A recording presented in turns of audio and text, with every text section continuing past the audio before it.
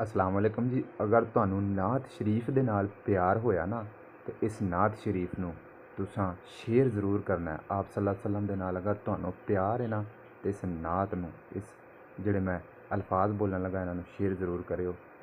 कहंदा कि जी करदा ए दर्दां नू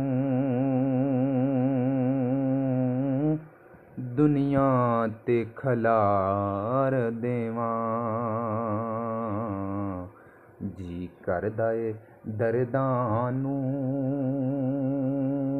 दुनिया ते खलार देवां।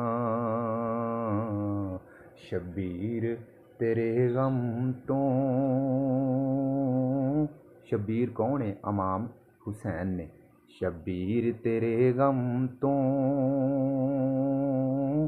गम अपने मैं वार देवां।